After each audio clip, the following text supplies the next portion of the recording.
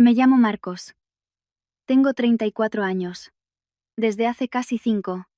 Trabajo como técnico de mantenimiento de maquinaria y hay días en que, al terminar el turno, mis manos siguen entumecidas por el aceite y el metal. Pero nunca me he quejado. Cada vez que pensaba en mi mujer y mi hija en casa, me decía a mí mismo que el sacrificio de un hombre merece la pena. Cada mes, religiosamente, enviaba a casa 2.000 euros, sin contar los meses con horas extra, en los que enviaba más. Vivía convencido de que, mientras yo ganara dinero de forma constante, a Lucía y a mi hija no les faltaría de nada. Hace poco, la fábrica entró en un periodo de mantenimiento programado. Me dieron varios días libres de forma inesperada. No avisé a nadie. Quería volver en secreto para darles una sorpresa a mi mujer y a mi hija. Quería ver la cara de asombro de Lucía, escuchar a la pequeña Alba gritar «¡Papá!» y lanzarse a mis brazos como antes. Solo pensar en esa escena hacía que todas las penurias de estos años en el extranjero se disiparan. De camino desde el aeropuerto, me detuve en una juguetería y le compré a Alba una muñeca que cantaba. Le encantan esas cosas con faldas vaporosas y ojos que parpadean. Cada vez que hacíamos una videollamada, tiraba de la falda de su madre para pedirme que le comprara una. Para Lucía, elegí un pañuelo de seda de color crema, suave, ligero y elegante. Recuerdo que, cuando nos casamos, me dijo que le encantaba el color crema porque le parecía cálido y sereno. Con las bolsas de los regalos en la mano, sonreía solo, como un tonto lleno de expectativas. Cuando el taxi se detuvo frente a nuestra casa, era casi mediodía. El sol caía a plomo, y la callejuela estaba desierta. Solo se oía el ladrido lejano de un perro. Cargué con mi equipaje, caminando de puntillas, planeando cómo taparle los ojos a la niña antes de darle el regalo. Pero al llegar a la puerta, noté algo extraño. No estaba cerrada con llave, solo entornada. Sin embargo, el primer sonido que llegó a mis oídos no fue el de la televisión, ni la risa de una niña, sino el tintineo leve y triste de unos cubiertos, un sonido que transmitía una soledad desoladora. Frené el paso, miré hacia la cocina y me quedé helado. En medio de la pequeña cocina, Lucía, Alba y mi madre, Dolores, estaban sentadas alrededor de una vieja mesa de madera. Sobre la mesa solo había un plato con un trozo de pescado salado, un cuenco con un caldo aguado y una olla de arroz casi vacía. No había sopa, ni un trozo de carne, ni siquiera un huevo. Antes de que pudiera procesar lo que estaba pasando, vi cómo Lucía le daba a la niña pequeñas cucharadas de arroz y luego cogía una jarra para servirle un vaso de agua. Mientras soplaba la comida le decía: «Come, cariño, come rápido y luego mamá te cuenta un cuento». La niña bajó la vista hacia su plato, y su vocecita, apenas un susurro, se me clavó en el corazón. «Mamá, ¿hoy tampoco hay huevo?». Me quedé paralizado en la entrada, con un nudo en la garganta. Un escalofrío me recorrió el cuerpo, a pesar del calor del mediodía. Cada mes enviaba 2.000 euros. Ah, era el dinero ganado con mi sudor. Con turnos de noche luchando contra las máquinas, con comidas apresuradas en la fábrica, con las fiebres que tuve que pasar solo, abrazado a una manta en tierra extraña. Y mientras tanto, mi mujer y mi hija comían como si acabáramos de sufrir una gran desgracia. En ese momento, debería haber corrido a abrazarlas, a preguntar qué pasaba. Pero no lo hice. El shock inicial fue rápidamente reemplazado por el orgullo herido y la ira.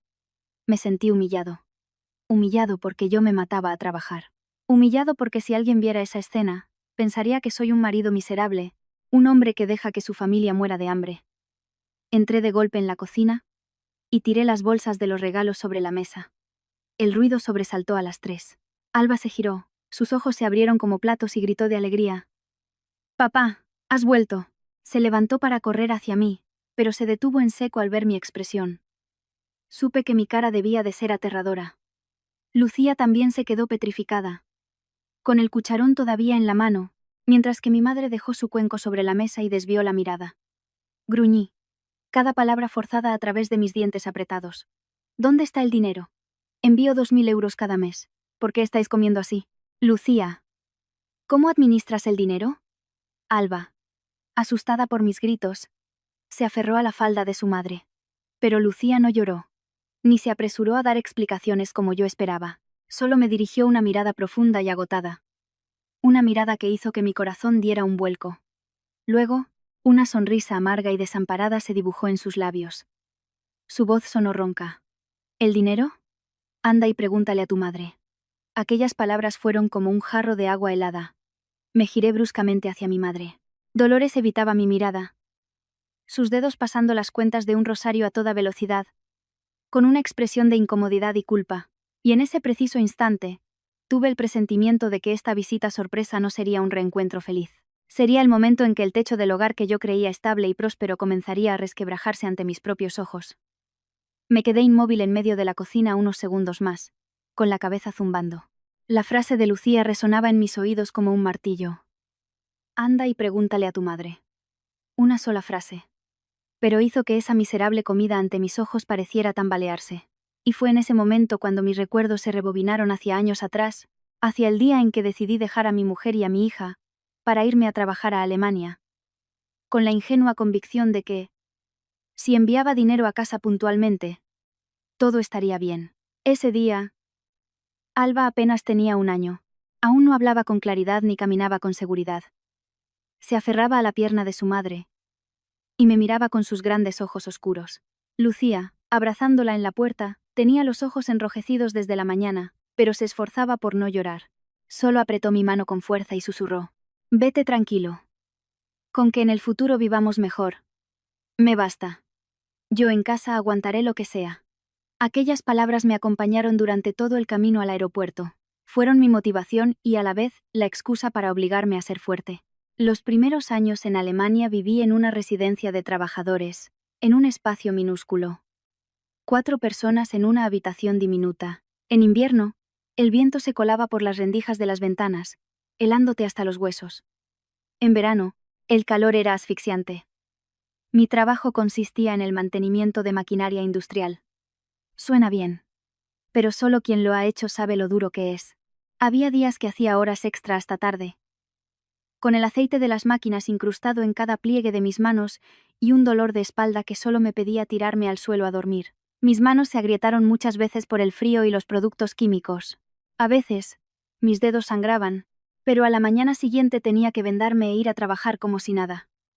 Pero, extrañamente, nunca sentí que estuviera sufriendo. O, mejor dicho, no me permitía pensar que sufría. En mi cabeza solo había un pensamiento muy masculino. Muy simple. Yo me sacrifico un poco. Y a cambio, mi mujer y mi hija, en casa vivirán mejor. Me decía a mí mismo que, si el dinero llegaba puntualmente, Lucía se encargaría de todo. Mi único deber era trabajar sin descanso.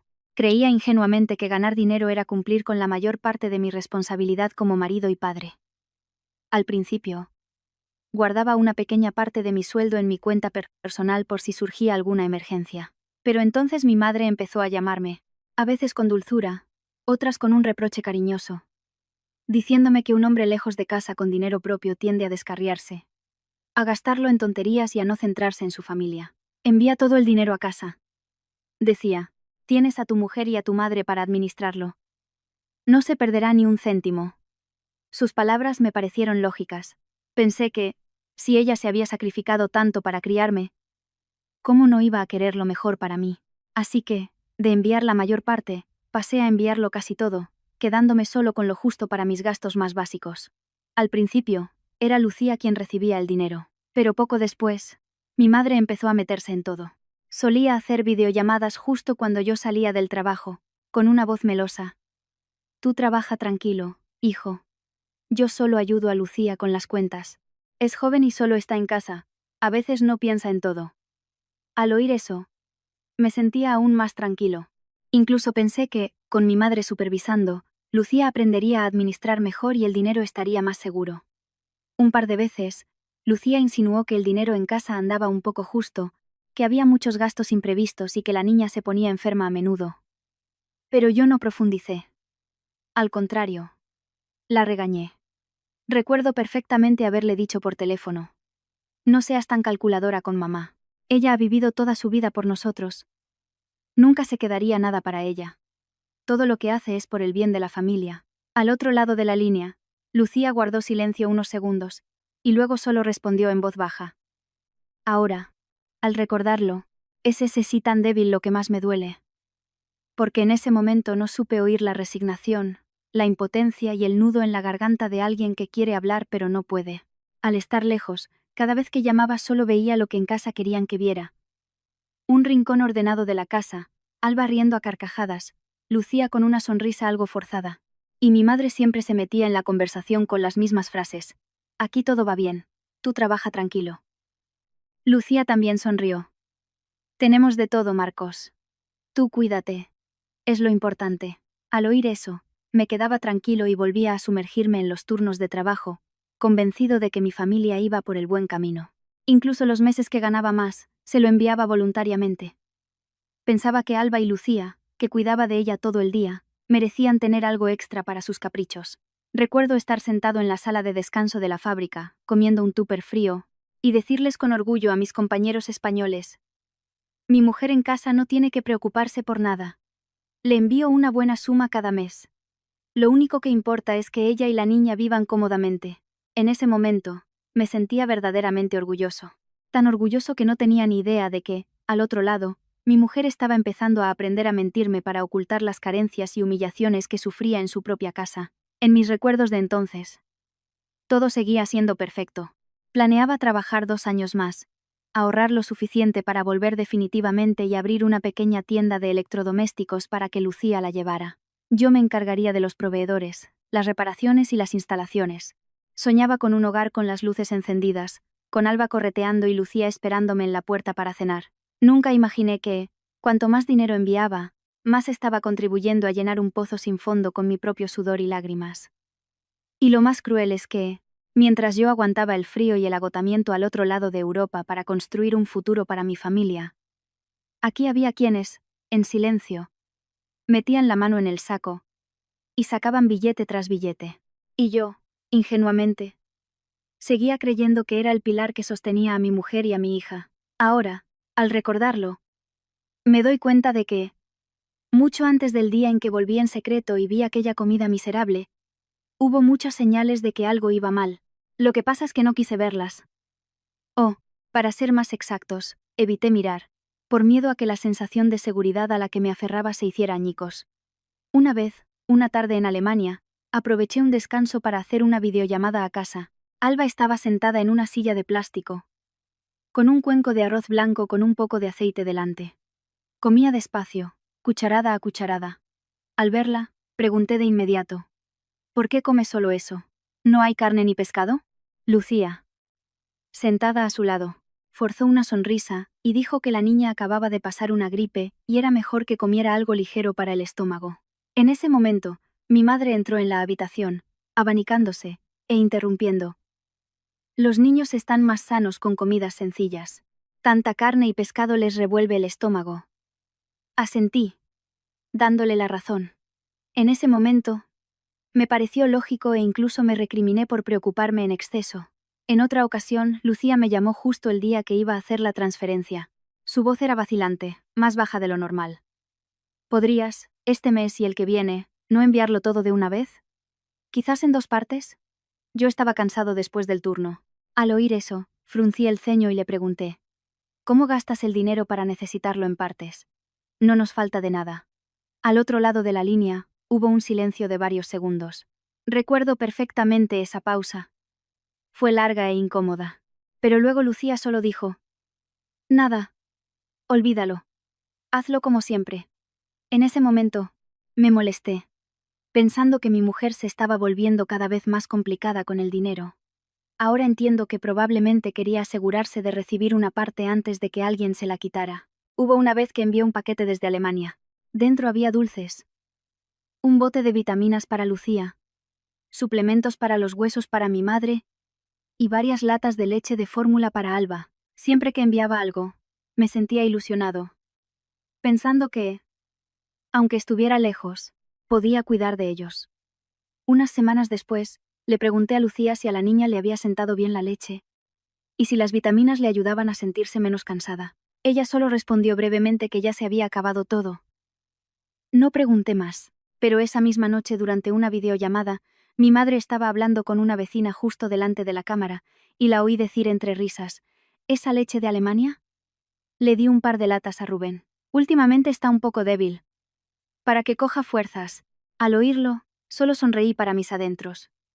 Pensé que era normal que mi madre se preocupara por su hijo pequeño, y que compartir unas latas de leche no era para tanto. Ahora, al pensarlo, me daría una bofetada a mí mismo por mi estupidez. Mi hermano Rubén nunca ha sido un dechado de virtudes. Es vago. Cambia de trabajo como de camisa. Allá donde va. A los pocos días se queja de que está cansado. De que no es lo suyo, de que el jefe le tiene manía. Yo estaba acostumbrado a su forma de vida y no le daba importancia. Pero desde hacía un año, noté que vestía de forma muy diferente. Un día publicaba fotos de cañas con amigos, otro en un bar de copas, siempre con ropa nueva, zapatos nuevos, el pelo engominado, como si le sobrara el dinero. Cuando le pregunté, se rió. Invitan los amigos. Hermano, otra vez dijo que había cerrado un pequeño negocio. Yo le creí a medias, pero me tranquilicé pensando que quizás mi madre le daba dinero de sus ahorros, o que realmente había madurado y aprendido a buscarse la vida. Siendo sincero, quería creer eso, porque la alternativa era pensar que el dinero que yo enviaba se estaba desviando de una forma muy extraña. Con el tiempo, Lucía empezó a hacer menos videollamadas a solas conmigo, y si las hacía, casi siempre aparecía mi madre o Rubén merodeando cerca. Un día, mientras le preguntaba a Lucía por los estudios de la niña y si tenía suficiente para las tasas escolares, mi madre entró desde el patio. Sonreía, pero sus ojos me escrutaban. Marcos, ahí ya es de noche. Vete a dormir. Que mañana trabajas. En casa todo está bien, no preguntes tanto que te cansas. Después de varias veces así, me acostumbré. Cada vez que intentaba preguntar por algo en detalle, alguien interrumpía. Recuerdo una noche que mi teléfono vibró con un mensaje de Lucía. Marcos, tengo que contarte algo. Solo esa línea. Acababa de leerlo cuando, antes de que pudiera responder, el mensaje fue eliminado. Le pregunté qué pasaba y me dijo que se había equivocado al escribir. Y yo la creí. Porque estaba en mitad de un turno extra, con la cabeza embotada, y solo quería intercambiar un par de mensajes rápidos antes de seguir trabajando. Pero ahora, pensándolo bien, sé que ese día Lucía intentó pedir ayuda. Simplemente no tuvo la oportunidad o la seguridad para continuar. En otra llamada, oí de fondo a mi madre gritándole a alguien. Su voz era dura y autoritaria. Este dinero lo envía Marcos. Yo decido cómo se gasta. En ese momento, la conexión era mala, y el sonido no era claro.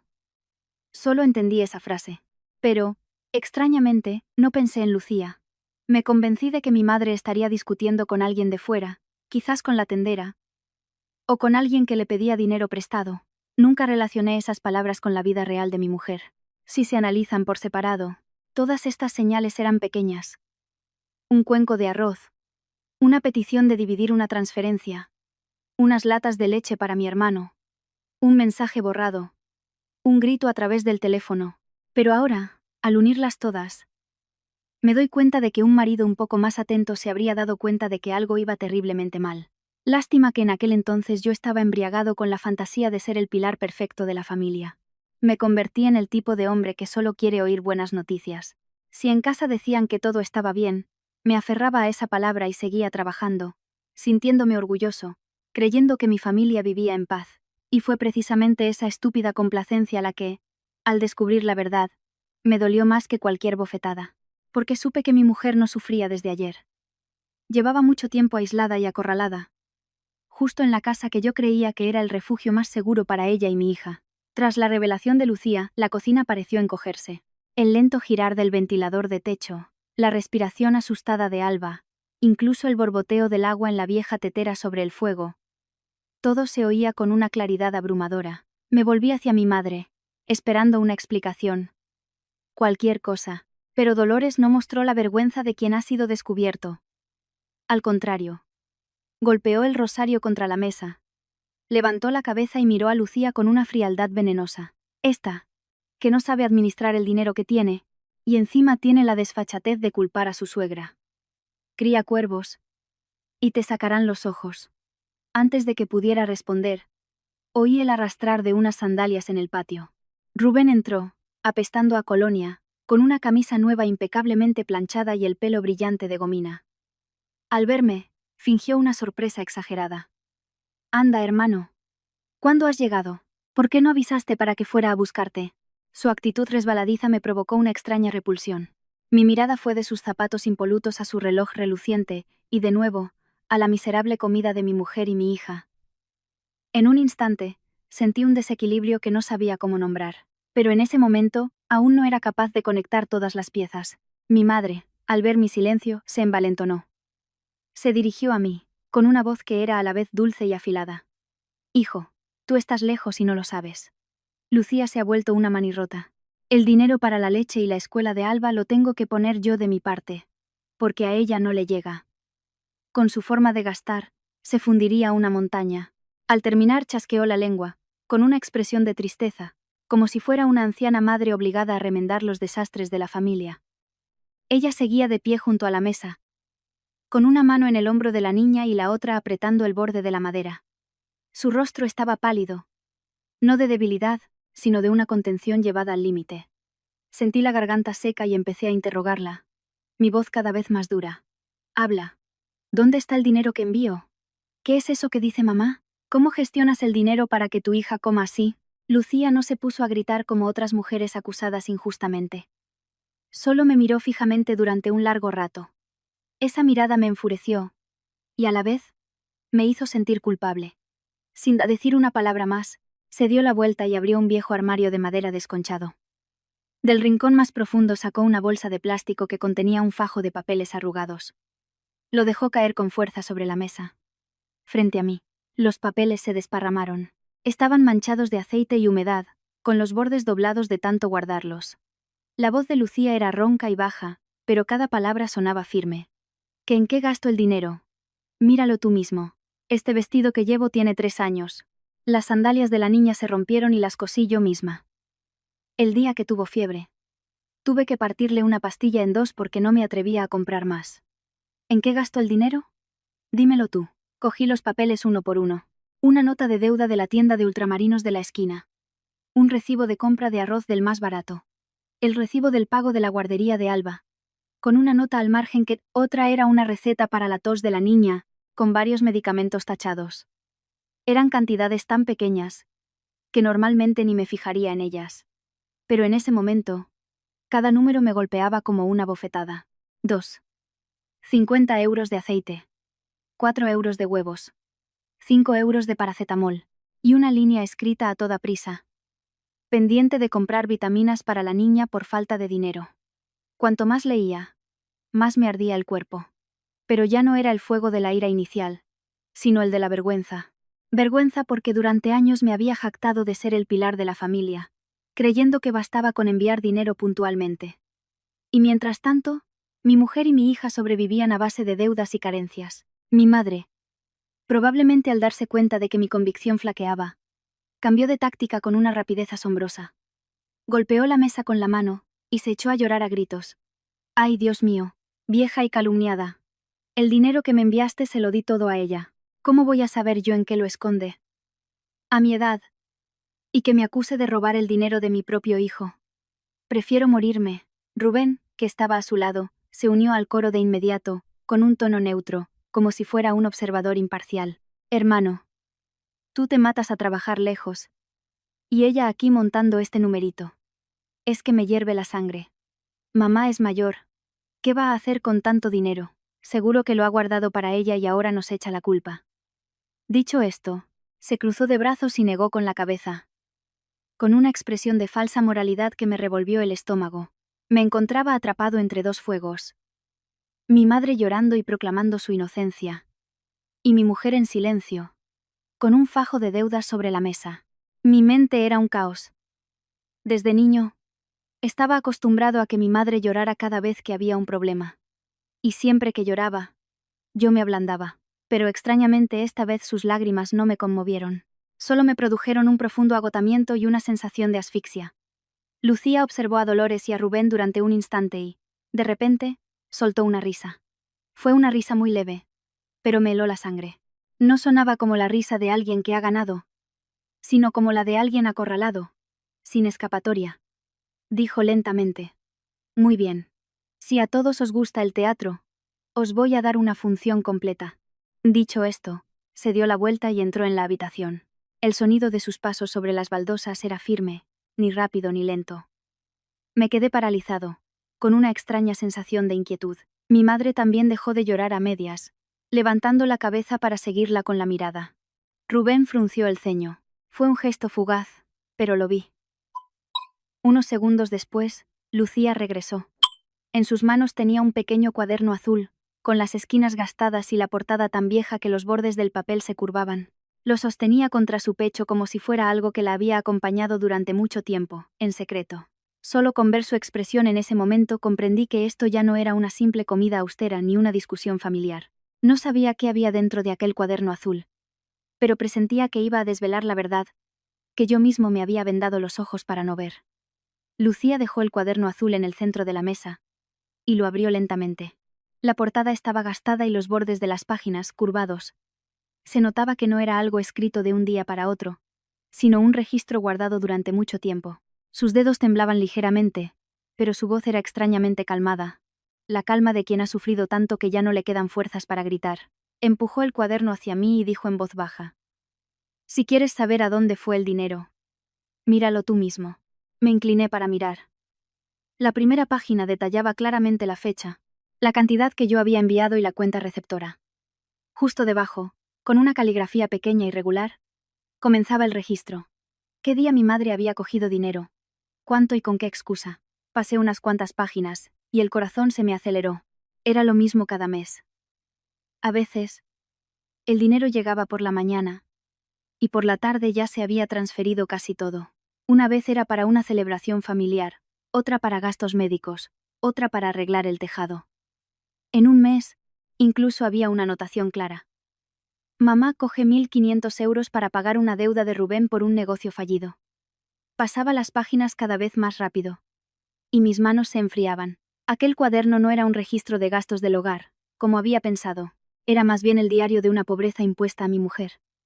Cada página era una prueba de cómo el dinero, recién llegado, era retirado, como si alguien esperara en la puerta para arrebatárselo. Tragué saliva y levanté la vista hacia Lucía. Ella no apartó la mirada. Me miró directamente y dijo: «Tú me decías que guardara el dinero, pero yo solo lo tenía en mis manos unas horas. En cuanto llegaba, tu madre me llamaba para que se lo transfiriera. Hubo meses en que se ponía detrás de mí para dictarme el número de cuenta, por si le escondía un solo céntimo». Al oír eso, me giré bruscamente hacia mi madre, pero Dolores no mostró ninguna vergüenza. Se enderezó, con el rostro endurecido, y dijo con un tono autoritario, como si fuera lo más normal del mundo: «En esta casa, la madre soy yo.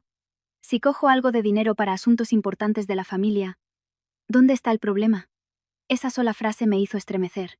Ya no era una excusa, era una admisión descarada, de una indiferencia glacial. Lucía no se enzarzó en una discusión con ella.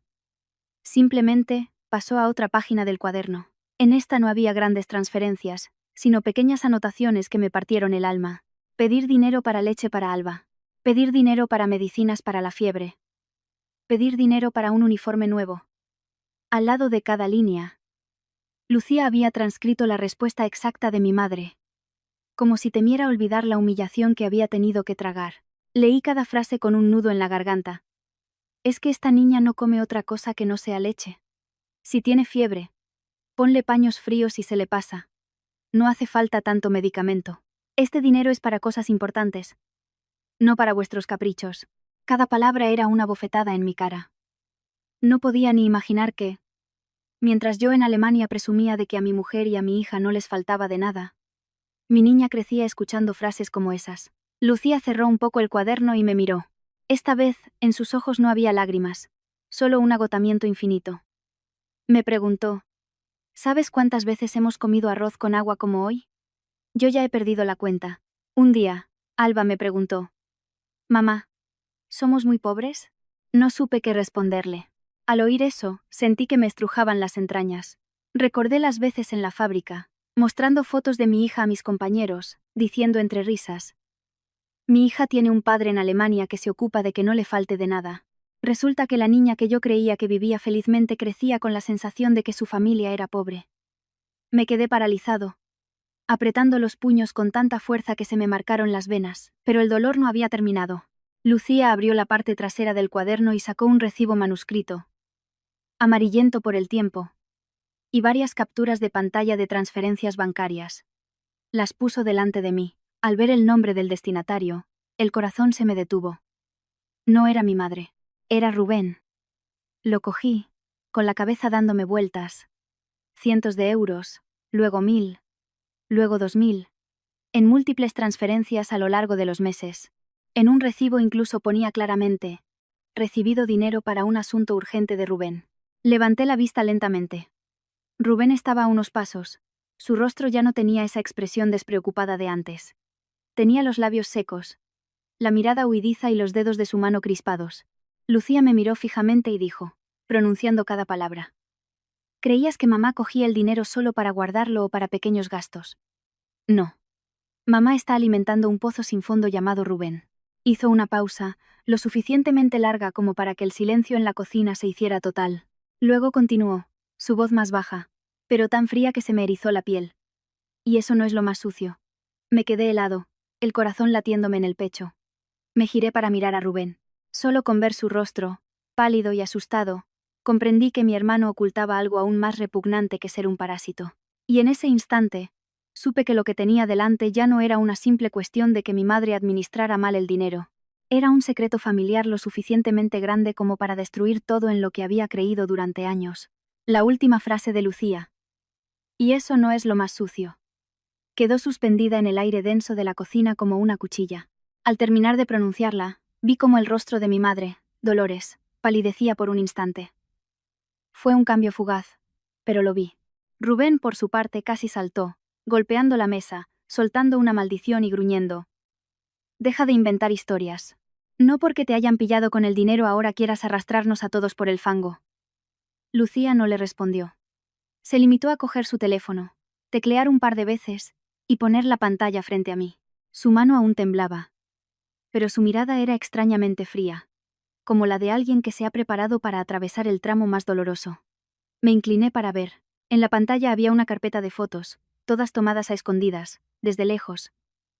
En la primera, Rubén sostenía en brazos a un niño de unos 2 años, frente a la puerta de una clínica privada. En la segunda, caminaba junto a una mujer con el pelo recogido en una coleta baja y una blusa de flores descolorida, que llevaba una bolsa de pañales. En la tercera, ambos entraban en un viejo bloque de pisos en las afueras de la ciudad. Levanté la vista. Lucía me miró directamente. Su voz era baja pero escalofriante. Ese niño no es un sobrino cualquiera. Es el hijo de Rubén. Tu madre lo sabe desde hace 2 años. Rubén pareció volverse loco. Se abalanzó para arrebatarle el teléfono. Pero yo fui más rápido y me interpuse. Al apartarlo con el brazo, él apretó los dientes, con las venas del cuello marcadas y los ojos inyectados en sangre, como si quisiera devorarnos. Esa reacción fue suficiente para entender que Lucía no mentía. Si no ocultara nada, no se habría puesto así. Mi madre todavía intentaba negarlo. Su voz aguda pero ya temblorosa. No creas cualquier foto que veas por ahí. ¿Qué más da que coja en brazos al hijo de una conocida? Pero Lucía no dejó que desviara el tema. ¿Qué más da que coja la da? Respiró hondo y comenzó a relatar, cada palabra como si estuviera sacando capas de lodo del fondo de un pozo. Hace más de 1 año, vi a mamá preparando una bolsa con fruta, leche, pañales y vitaminas. Dijo que iba a visitar a una amiga enferma. Sospeché algo, así que cogí a Alba y la seguí. La vi entrar en ese mismo bloque de pisos. Me quedé fuera, y al poco rato vi a Rubén salir con el niño en brazos. Oí a la mujer llamar a Rubén papá. No podía creerlo, pero me quedé allí para escucharlo todo. Me quedé helado. Me giré para mirar a mi madre. Ella evitó mi mirada, ya sin la firmeza de antes. Lucía continuó, su voz cada vez más clara, como si hubiera guardado esas palabras durante demasiado tiempo. Desde ese día, empecé a fijarme en secreto. Y cuanto más me fijaba, más claro veía que mamá no solo los visitaba, sino que los cuidaba como si fueran de la familia. Una vez, la oí regañar a Rubén. Serás idiota. Si ya lo has tenido, tendrás que mantenerlo. ¿O quieres que todo el pueblo se nos eche encima? Al oír eso, sentí como si un martillo me golpeara en el pecho. Durante años, yo me había partido el lomo en Alemania, aguantando el frío, la humillación, comiendo lo justo para enviar dinero a casa. Y mientras mi madre usaba ese mismo dinero para mantener al hijo ilegítimo de mi hermano, mientras mi propia hija comía arroz con agua, El dolor ya no era por el dinero perdido. Era la humillación de un hombre tratado como una vaca lechera por su propia sangre, a la que podían ordeñar a su antojo. Mi madre, al ver mi silencio, intentó justificarse con su habitual mezcla de reproche y súplica. Fue un desliz. ¿Íbamos a dejar que nuestra propia sangre se muriera de hambre? Es de la familia. Tú eres su hermano mayor. Si no lo ayudas tú, ¿quién lo va a hacer? Esa frase hizo que la sangre me hirviera. La miré y, por primera vez, no vi a la madre a la que siempre había respetado, sino a una mujer que usaba la palabra familia para justificar cualquier bajeza. Gruñí. Mi propia voz temblaba de ira. ¿Qué familia? Mi hija también es tu familia. Mi mujer también es de esta casa. ¿Por qué dejas que mi hija coma así mientras te llevas mi dinero para mantener al hijo bastardo de Rubén? Alba, al oír mis gritos, se sobresaltó y se pegó aún más a Lucía. Rubén, al ver que ya no lo defendía, adoptó una actitud de descaro absoluto. Esbozó una sonrisa burlona. Ganas 2000 euros al mes en Alemania. No estás pidiendo limosna. Ayudar un poco más no va a matarte. Esa sola frase lo rompió todo dentro de mí. Hasta ese momento, aún podía engañarme pensando que mi madre actuaba así por un amor ciego hacia su hijo pequeño. Que Rubén era un insensato que se había equivocado. Pero al oírle decir eso, comprendí que, para ellos, yo nunca había sido un hermano al que querer. Solo era un cajero automático en el extranjero. Un grifo que, al abrirlo, soltaba dinero. Pero Lucía no había terminado. Se secó una lágrima furtiva, me miró y dijo, con voz grave: Y no creas que la cosa acaba con ese niño y esa mujer. Eso es solo una parte. Las cantidades más grandes. Tu madre y Rubén las han metido en otro asunto. Un asunto que, si sale a la luz, no solo nos costará el dinero, sino que podría arrastrar a toda la familia al abismo. Me quedé petrificado. La ira aún no se había disipado, cuando una ansiedad aún mayor me subió por la garganta. Miré el cuaderno azul, el teléfono sobre la mesa y el rostro pálido pero decidido de Lucía, y comprendí que lo que acababa de salir a la luz era solo la primera capa. Detrás del sucio secreto de Rubén había un agujero aún más profundo y oscuro, capaz de engullirlo todo si no abría los ojos a tiempo. Aún no me había recuperado de la noticia del hijo secreto de Rubén, cuando Lucía se agachó y sacó de un cajón otro fajo de papeles, atado con una goma elástica roja. La forma en que sostenía esos papeles me oprimió el corazón. Si el cuaderno azul era el registro de cómo habían despojado a mi mujer céntimo a céntimo, este fajo transmitía una sensación aún más pesada, como si contuviera algo capaz de derrumbar la casa entera. Lucía dejó los papeles frente a mí, su voz ronca. ¿Crees que el dinero solo se usaba para mantener a esa mujer y a su hijo? No. Eso es solo la punta del iceberg. Me incliné para mirar. Encima había varios recibos manuscritos. Debajo, facturas con sello, fotocopias de documentos de identidad y capturas de pantalla de conversaciones de WhatsApp entre mi madre y un tal señor Román. Apenas leí las primeras líneas, un sudor frío me recorrió la espalda. El primer mensaje era inequívoco. Tranquila, Dolores. Con un hijo en Alemania enviando euros cada mes, ¿cómo no vais a poder devolverlo? Debajo, la respuesta de mi madre. Sí. Ayúdame esta vez. A principios de mes, cuando Marcos envíe el dinero, te devuelvo una parte. Levanté la vista hacia mi madre. Estaba pálida, pero aún intentaba mantener la compostura. Esas son cosas de mayores. Negocios. Tú no entiendes de esto. Antes de que pudiera preguntar, Lucía señaló cada papel. Su voz monótona, cada frase como plomo sobre mi pecho. Además del dinero para esa mujer y el niño, tu madre usó tu nombre, el del hijo que trabaja en Alemania, para meterse en préstamos informales, pedir dinero a un usurero y financiarle a Rubén un bar de tapas. Al oírlo, sentí que los oídos me zumbaban. Durante años, había pensado que el dinero que enviaba era para mi hogar. Resulta que se había convertido en una tapadera, para que mi madre presumiera, generara confianza y pidiera dinero prestado por todas partes. Mi madre seguía intentando defenderse, su voz más aguda por la presión. Lo hice para que Rubén tuviera un oficio. Mejor eso que dejarlo sin hacer nada, viviendo de ti para siempre. Lucía soltó una risa amarga que se le atragantó. ¿Ayudarle a ser independiente quemando el dinero de otros? ¿Qué clase de independencia es esa que se basa en fiestas, mantener a una amante y endeudar a toda la familia? Esa frase hizo que Rubén se sobresaltara. Pero esta vez no se atrevió a interrumpir, solo apretó los labios, sus ojos moviéndose nerviosamente. Lucía continuó, cada palabra añadiendo una nueva capa de lodo sobre mi orgullo. El bar de tapas de Rubén no duró ni 6 meses. Al principio, mi madre estaba muy orgullosa. Me llamaba a Alemania para presumir de que su hijo por fin sentaba la cabeza, que tenía madera para los negocios y que pronto podría quitarte una carga de encima. Resulta que ese era el asunto importante para el que siempre le pedía dinero a Lucía. Pero el bar solo tuvo éxito las primeras semanas. Después, Rubén empezó a invitar a sus amigos a comer y beber, apuntándolo todo en una cuenta. Las deudas se acumulaban. Encima, tuvo una aventura con esa mujer en el propio local, y los clientes habituales no tardaron en enterarse. La gente iba una vez, y no volvía. Nadie quería estar en un sitio que apestaba a cerveza y a chismes de infidelidades. El bar quebró.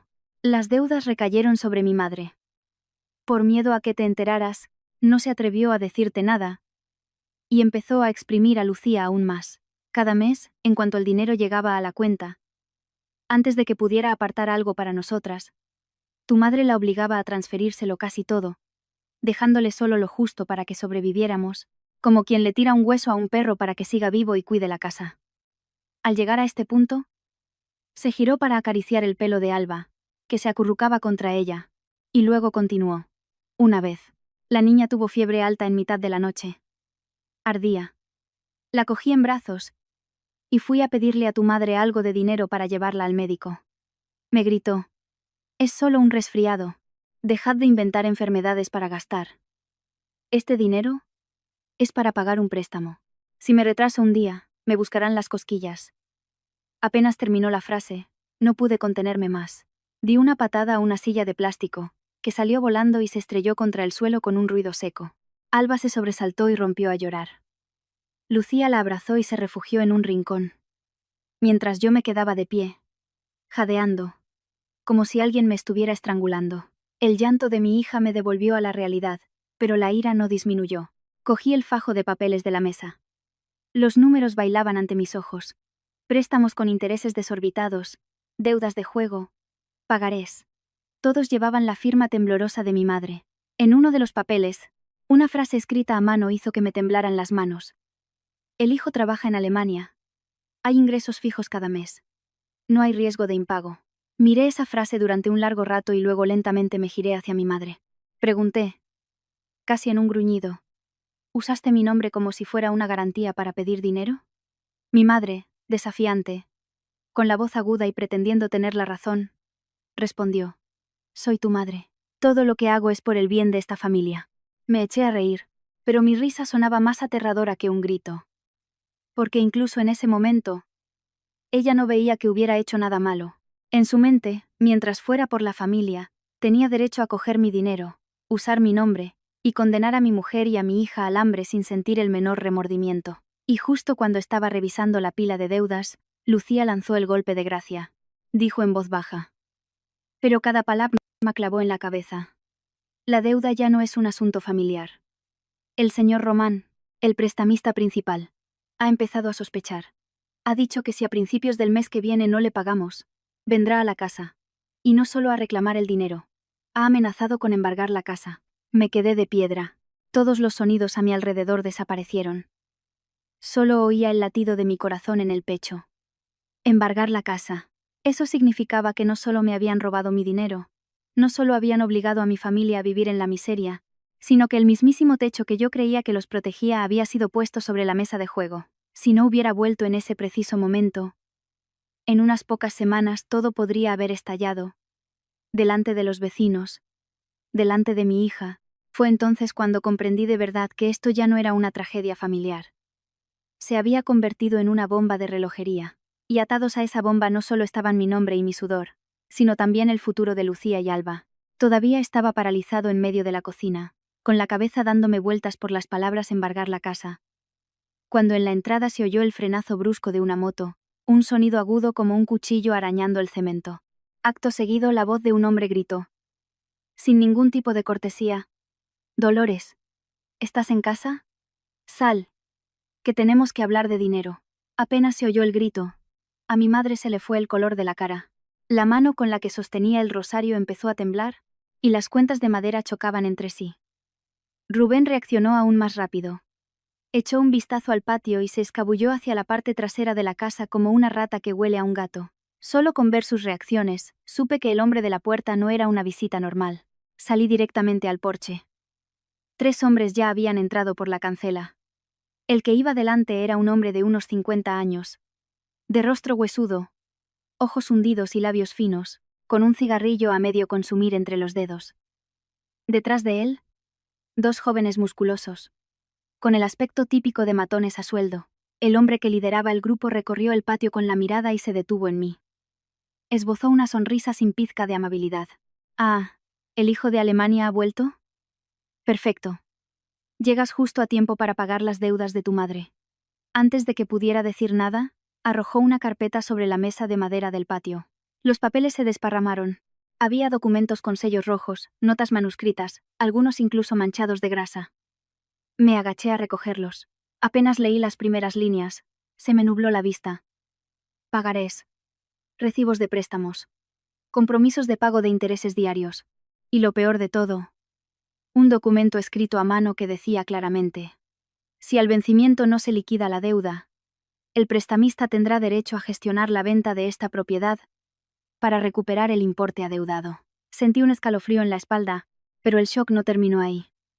En varios de los papeles, mi madre había añadido, con su caligrafía temblorosa, frases que eran como puñales: mi hijo trabaja en Alemania y envía dinero cada mes. Mi familia tiene una fuente de ingresos estable. Si surge algún problema, mi hijo se hará responsable. No solo había usado mi nombre para que le prestaran dinero más fácilmente, sino que me había convertido, sin yo saberlo, en su avalista. Había transformado las gotas de mi sudor en el extranjero en un cebo para que otros le dieran dinero. Levanté la vista y le pregunté al hombre, apretando los dientes: ¿Usted es el señor Román? Encendió de nuevo su cigarrillo y me echó el humo en la cara. Asintió. El mismo. Seguro que tu mujer ya te ha enseñado mis mensajes. Apreté los papeles en mi mano y pregunté: ¿cuánto es en total? Román no respondió de inmediato. Se sentó en una silla como si estuviera en su propia casa. Se tomó su tiempo para dar una calada, y luego sonrió con desprecio.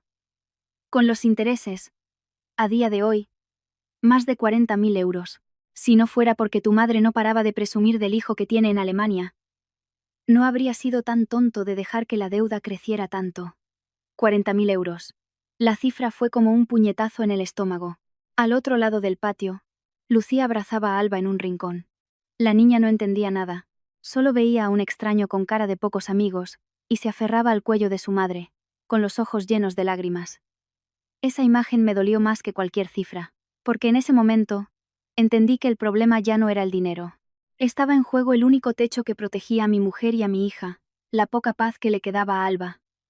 De repente, mi madre se arrodilló en medio del patio, juntó las manos y se arrastró, llorando, hacia el señor Román. Suplicó con voz entrecortada: Señor Román, por favor, deme unos días más. Mi hijo ha vuelto, él se encargará de todo. Marcos, ayúdame. Si pagas una parte ahora, yo ya me las arreglaré. Te prometo que me las arreglaré. Las palabras "me las arreglaré" resonaron en mi cabeza como una explosión. Durante años, todos los problemas en esta casa habían empezado de la misma manera. Hazlo primero, y luego ya veremos. Y la que siempre acababa pagando los platos rotos era mi mujer. Eran mis hijos. Antes de que pudiera responder, Román señaló con la barbilla hacia la parte trasera de la casa.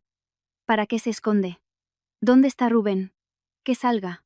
Rubén, sabiendo que no podía esconderse más, salió arrastrando los pies. Tenía la cabeza gacha, pero sus ojos se movían nerviosamente. Al verlo, Román se rió. Este es el que quema el dinero, no tu madre. Monta un bar a lo grande, mantiene a una amante, paga partos y facturas de hospital. Y lo que falta, lo saca de donde sea.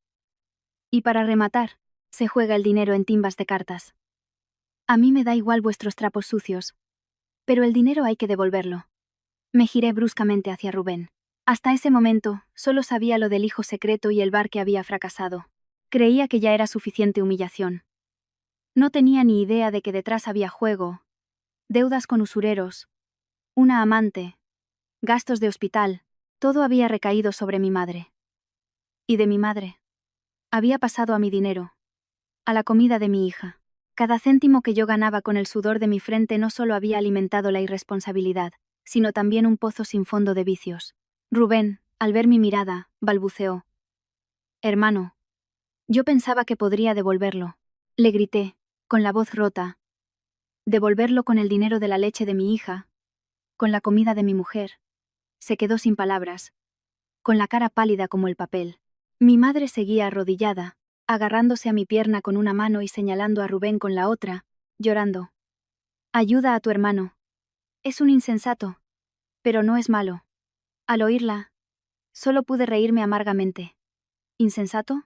Un insensato que durante años usa el dinero de su hermano para mantener a una amante, a un hijo secreto, para jugar, montar negocios fallidos y llevar a toda su familia al borde del desahucio. Román se levantó, sacudiéndose las manos, su voz glacial. Os doy 3 días. Si en 3 días no hay dinero volveré. Y entonces. No os quejéis. Dicho esto, dio una patada a los papeles que estaban a mis pies, como para recordarme que no era una pesadilla. Se dio la vuelta y se dirigió a la cancela. Los 2 matones que lo acompañaban lanzaron una última mirada a la casa, una mirada que me heló la sangre. Me quedé en medio del patio. Delante. La cancela que acababa de cerrarse. A mis pies, un montón de deudas. Detrás, el llanto de mi madre, la respiración agitada de Lucía y los sollozos de Alba en sus brazos.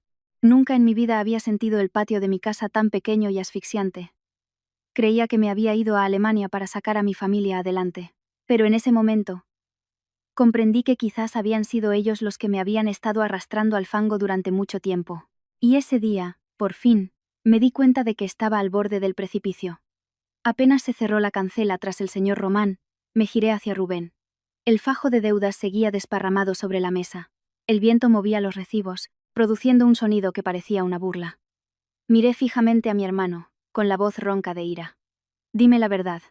¿Cuánto dinero me has quitado en total? ¿Qué más escondes? Pensé que, acorralado de esa manera, al menos agacharía la cabeza. Pero no. Rubén se quedó paralizado unos segundos y, de repente, estalló. Señaló a Lucía con el dedo y gritó a pleno pulmón. Todo es culpa de esta. Si no fuera una chismosa, si no se metiera en los asuntos de mi familia, nada de esto habría pasado. Me quedé atónito, no por el grito, sino por su capacidad para cambiar de bando con una rapidez escalofriante. Un minuto antes, estaba pálido de miedo ante el prestamista. En cuanto se vio acorralado, cambió de estrategia y apuntó a Lucía, el eslabón más débil. La táctica de un cobarde. Cuando no puedes defenderte, culpas a otro. Envalentonado, Rubén gritó aún más fuerte, como para que lo oyera todo el vecindario. Tú te crees que sabes quién administra el dinero. Pero es ella. Ella lo controla todo. Fue ella quien llamó a ese tal Román para que viniera a montar este escándalo. Quiere separarnos para quedarse con tu dinero. Su voz era aguda. Su cara estaba roja y escupía al hablar, con una desfachatez nauseabunda. Mi madre, al oírlo, se aferró a esa excusa como a un clavo ardiendo. Se unió al ataque, señalando a Lucía con una mano temblorosa. Es verdad. Desde que esa mujer puso un pie en esta casa, no hemos tenido paz. Se hace la buena, pero es más lista que el hambre. Seguro que, como sabe que Marcos gana dinero en Alemania, lo está manipulando para que se ponga en contra de su propia madre y de su hermano. La forma en que lo dijo, el tono agudo y rencoroso, sonaba como si la verdadera culpable de todo fuera Lucía, y no el hijo al que había malcriado hasta la médula. Lucía, con Alba en brazos, estaba de pie en el porche, con el rostro pálido. Vi cómo apretaba el hombro de la niña con tanta fuerza que los nudillos se le pusieron blancos. No lloró. Se quedó en silencio unos segundos, como si estuviera tragando un nudo demasiado grande. Luego, levantó la cabeza. Tenía los ojos enrojecidos, pero su voz sonó clara y firme. Después de habernos quitado hasta el último céntimo, ¿ahora tenéis el valor de echarme la culpa a mí? Apenas terminó la frase. Rubén, como un perro rabioso al que le pisan la cola, soltó un gruñido y se abalanzó sobre ella. Todo sucedió tan rápido que solo vi su brazo levantarse y, a continuación, un chasquido seco resonó en el patio. Una bofetada brutal golpeó la cara de Lucía, haciendo que su cabeza se ladeara y su cuerpo se tambaleara. Alba gritó. Un grito de puro terror, aferrándose a su madre. No le pegues a mi mamá. No le pegues. Ese grito hizo que toda la ira contenida en mí explotara. Dejé de pensar. Me lancé hacia adelante y le di una patada en el estómago a Rubén, que cayó de espaldas sobre las baldosas. Antes de que pudiera levantarse, me abalancé sobre él y lo inmovilicé en el suelo. Con las venas de los brazos marcadas, gruñí entre dientes. Como vuelvas a tocar a mi mujer, te mando al hospital. Rubén nunca me había visto así. Para él, yo siempre había sido el hermano mayor que solo sabía trabajar, que obedecía a su madre y que, como mucho, gritaba un poco y luego se calmaba. Al verme sobre él, su rostro cambió por completo. Pero los cobardes como él, cuanto más acorralados, más gritan. Intentó zafarse, jadeando. ¿Le pegas a tu propio hermano por una mujer? ¿Te ha hecho brujería? Acerqué mi cara a la suya con la voz rota. ¿Qué hermano? Usas el dinero de mi mujer y de mi hija para mantener a tu amante, para pagar tus deudas de juego. Y ahora te atreves a pegarle. ¿Y todavía tienes la cara de llamarme hermano? Cada palabra que decía era como si me arrancara las entrañas, una mezcla de dolor y vergüenza. En la cancela, el señor Román y sus matones no se habían ido. Se habían quedado a disfrutar del espectáculo. Vi cómo Román negaba con la cabeza. Y uno de sus acompañantes sonreía con desprecio. Seguramente pensarían que mi familia era un desastre. Mi madre corrió a abrazar a Rubén, llorando como si la víctima fuera él y no Lucía, que tenía la cara ardiendo por la bofetada. Mientras intentaba apartarme, gritaba: ¿Quieres matar a tu hermano? Por culpa de esa mujer has perdido la cabeza, Marcos. Solté a Rubén, pero sin apartar la vista de él. Lucía se había retirado a un rincón del patio con la niña. Se cubría la cara con una mano, mientras con la otra sujetaba a Alba, que no paraba de temblar. Su mejilla estaba roja, con la marca de los 5 dedos. Al ver esa marca, sentí que algo dentro de mí se rompía. Alba me miró, llorando, y preguntó con una vocecita que fue como un cuchillo: «Papá, ¿nos van a echar de casa?» Esa pregunta me dejó paralizado. Que una niña tan pequeña preguntara algo así significaba que ya había acumulado demasiado miedo. Ya no temía las discusiones de los adultos. Temía ser expulsada de su propia casa. Estaba a punto de acercarme a ellas cuando Lucía negó suavemente con la cabeza, como pidiéndome que esperara. Se secó una lágrima. Respiró hondo y dijo lentamente: «¿Creías que eras el único que guardaba pruebas?» Dicho esto, metió la mano en el bolsillo de una chaqueta que colgaba de un pilar y sacó un teléfono viejo, con la pantalla rota. Me quedé mirándola, desconcertado. Lucía encendió el teléfono, tecleó algo y luego miró fijamente a Rubén. Sabía que algún día intentarías algo así. Por eso guardé esto. Rubén, que estaba siendo ayudado por mi madre para levantarse, se quedó sin sangre en el rostro. Antes de que pudiera preguntar, Lucía pulsó el botón de reproducir. Del viejo teléfono salió una voz, distorsionada, pero perfectamente reconocible. Era la voz de Rubén. «Coge el dinero que envía mi hermano y dáselo a Vanessa para el niño. Y para la deuda del juego, que mamá invente alguna excusa y saque más. Si mi hermano se entera, le echamos toda la culpa a Lucía. Él le cree a mamá, no a su mujer. No hay de qué preocuparse». Me quedé petrificado. Mi madre abrió la boca, sin poder articular palabra. Rubén parecía que se ahogaba, incapaz de emitir un sonido. Fuera, en la cancela, hasta el señor Román se giró para mirar. Una simple grabación de audio, pero destrozaba por completo la coartada de Rubén. Ya no era solo un parásito y un manirroto.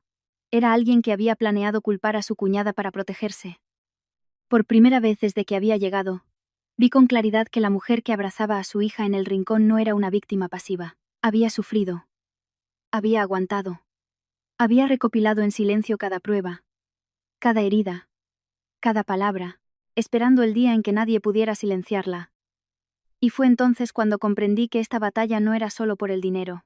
Era el momento en que las máscaras más sucias de mi familia caían, a plena luz del día, sin posibilidad de negación. Al terminar la grabación, el aire en el patio pareció desaparecer. Se hizo un silencio absoluto. Ya no se oían las gallinas picoteando en el corral, ni el zumbido del ventilador de la cocina. Incluso Alba dejó de llorar, sus ojos enrojecidos fijos en su madre y luego en mí.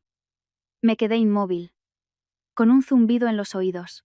Las palabras de Rubén en la grabación seguían resonando en mi cabeza como un martillo. Él le cree a mamá, no a su mujer. No hay de qué preocuparse. Me giré hacia mi madre. El rostro de Dolores, que momentos antes destilaba veneno, estaba ahora rígido como una estatua. Sus labios se movían, pero no emitían sonido.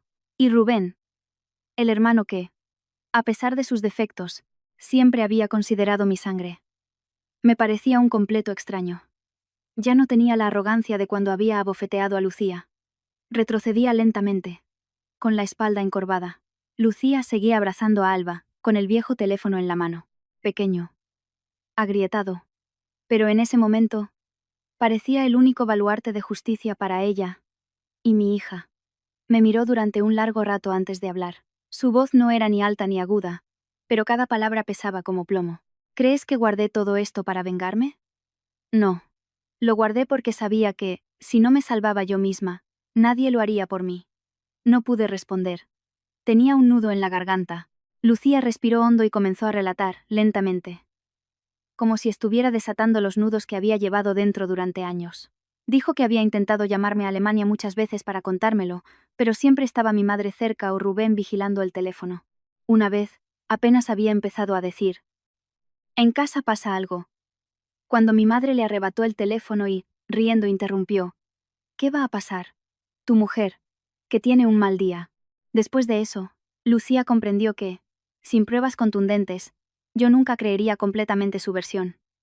Luego, contó algo que me encogió el corazón. Un día, mi madre le trajo unos papeles, y le pidió que firmara en mi nombre, ya que yo estaba en Alemania, para agilizar un trámite. Lucía no tuvo tiempo de leerlo todo, pero vio que era un lenguaje legal muy enrevesado, y que había una cláusula sobre un responsable financiero, y sospechó. Fingió un dolor en la muñeca y dijo que lo firmaría otro día. Mi madre, en ese momento, le espetó con frialdad. Tanta historia por una simple firma. Se nota que eres de pueblo, todo te asusta. Si ese día Lucía hubiera firmado a ciegas, ahora mismo no solo estaría implicado en deudas de palabra, sino con mi nombre en un documento legal. Al oír eso, sentí que se me helaba la sangre. Creía que me había ido a Alemania por el futuro de mi familia. Resulta que, mientras yo me dejaba la piel en el extranjero, mi mujer en casa no solo pasaba hambre y sufría humillaciones, sino que tenía que esquivar las trampas que le tendían en su propia casa. Miré a Lucía, la marca roja en su mejilla, y luego a Alba, que escondía la cara en el hombro de su madre. Una oleada de vergüenza me oprimió el pecho. Durante años, me había creído el que más se sacrificaba, el gran pilar de la familia. Pero la persona que en silencio había estado tapando agujeros, tragándose las lágrimas, guardando recibos y grabaciones para mantener a flote a su hija, era Lucía. Ella besó suavemente el pelo de la niña y luego me miró. Sus ojos estaban enrojecidos, pero su voz era firme, dolorosamente firme. ¿Crees que aguanté porque soy una cobarde? No, aguanté porque sabía que, si yo caía, nadie cuidaría de Alba. No podía permitir que a mi hija le faltara comida y, además, le faltara su madre. Esa sola frase fue como una bofetada. Era verdad. Yo estaba allí. Era su marido y el padre de la niña. Pero durante todos esos años, la única persona que había luchado por ellas dos había sido Lucía. En la cancela, el señor Román seguía allí. Probablemente ni él se esperaba que una simple visita para cobrar una deuda destapara semejante cloaca. Recogió los papeles de la mesa y escuchó todo en silencio. Cuando Lucía terminó, miró a mi madre y a Rubén, y su expresión cambió. La agresividad del cobrador seguía allí, pero ahora se mezclaba con un desprecio evidente. Dijo lentamente con una frialdad cortante: yo vengo a cobrar una deuda, no a ser cómplice de estafas familiares. Os doy una semana. Si en una semana no pagáis, llevo todos estos papeles a la Guardia Civil. Y entonces, no vengáis a suplicar. Al oír las palabras Guardia Civil, mi madre pareció perder todas sus fuerzas. Se derrumbó en el suelo, con el rostro pálido como la cera. Ya no gritaba. Solo susurró, con la voz rota: señor Román, por favor. Pero él ni la miró. Rubén, por primera vez desde que yo había llegado, parecía verdaderamente asustado. Se humedeció los labios. Me miró y balbuceó: hermano, déjame hablar contigo a solas. Somos familia. Lo miré, y sentí un vacío inmenso. Ya no sentía la ira que me había llevado a golpearlo, ni la lástima de otras veces. Solo un frío glacial. Comprendí que, si no fuera porque Lucía había guardado cada prueba, Si yo hubiera llegado unos días más tarde, probablemente me habrían embargado la casa, habrían acabado en el cuartel de la Guardia Civil, y yo seguiría pensando, como un idiota, que mi mujer era una derrochadora. Me acerqué y me puse al lado de Lucía y de mi hija. Puse mi mano en su hombro. Un gesto suave pero firme. Luego miré a mi madre, a Rubén, y al patio que una vez soñé que sería mi refugio, y dije, pronunciando cada palabra lentamente: a partir de hoy, nadie en esta casa volverá a tocar a Lucía y a mi hija. Mi dinero y mi vida son míos. Y los voy a recuperar. Vosotros, asumid las consecuencias de vuestros actos. Al decirlo, no sentí alivio. Solo sentí que había cruzado una línea que nunca antes me había atrevido a cruzar.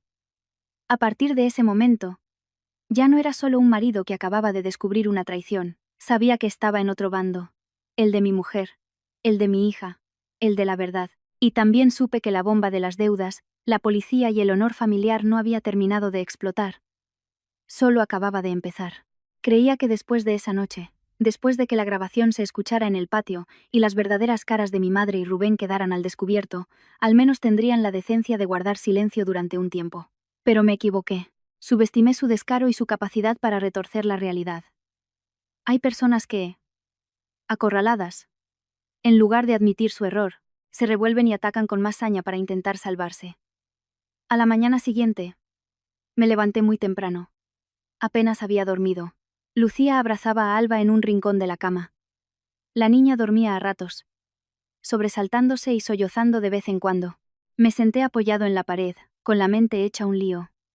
Solo tenía un pensamiento. Tenía que actuar rápido y de forma contundente para proteger a Lucía y a Alba, antes de que ellos inventaran algo nuevo. Pero apenas salí a la calle, noté que algo no iba bien. Unas vecinas que estaban sentadas en sus puertas, limpiando verduras, se callaron en seco al verme. Otra mujer que iba al mercado con su cesta, se giró para no mirarme. Ese silencio era más incómodo que cualquier cuchicheo. Era el silencio de quien acaba de oír una historia y, sin saber si es verdad o no, prefiere mantenerse al margen. Unos pasos más adelante, la señora Carmen, la verdulera del mercado que conocía a mi familia de toda la vida, me agarró discretamente del brazo. Miró a ambos lados y me susurró: Marcos, ¿cuándo has vuelto para que se líe este escándalo? Tu madre lleva toda la mañana llorando en el mercado, diciendo que tu mujer os ha robado todo el dinero y que te ha convencido para que le pegues a ella y a tu hermano. Todo el pueblo está hablando de eso. Al oírlo la sangre me hirvió. Mis sospechas eran ciertas. Mientras yo pasaba la noche en vela, mi madre ya había movido ficha. La misma estrategia de siempre. Llorar.